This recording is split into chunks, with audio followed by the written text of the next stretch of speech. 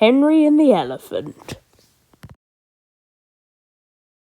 Henry and Gordon were lonely when Thomas left the yard to run his branch line. They missed him very much. They had more work to do. They couldn't wait in the shed till it was time and find their coaches at the platform. They had to fetch them. They didn't like that. Edward sometimes did odd jobs, and so did James. But James soon started grumbling too. The Fat Controller kindly gave Henry and Gordon new coats of paint. Henry chose green, but they still grumbled dreadfully. We get no rest. We get no rest. They complained as they clanked about the yard, but the coaches only laughed. You're lazy and slack. You're lazy and slack, they answered in their quiet, rude way. But when a circus came to town, the engines forgot they were tired. They all wanted to shunt the special trucks and coaches. They were dreadfully jealous of James when the Fat Controller told him to pull the train when the circus went away. However, they soon forgot about the animals as they had plenty of work to do. One morning, Henry was told to take some workmen to a tunnel, which was blocked. He grumbled away to find 2 trucks to carry the workmen and their tools. Pushing trucks, he muttered in a sulky sort of way. They stopped outside the tunnel and tried to look through it, but it was quite dark. No daylight shone from the other end. The workmen took their tools and went inside.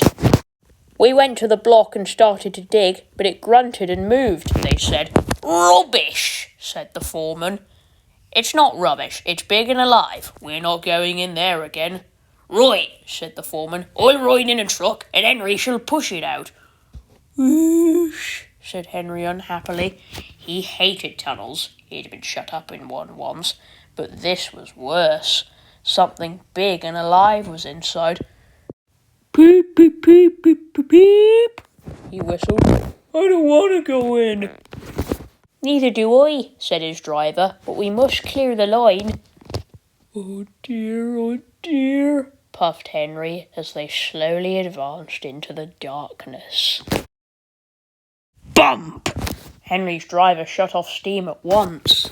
Help! Help! We're going back! Wailed Henry, and slowly moving out into the daylight came first Henry, then the trucks, and last of all, pushing hard and rather cross, came a large elephant. Well, I never did, said the foreman. It's an elephant from the circus.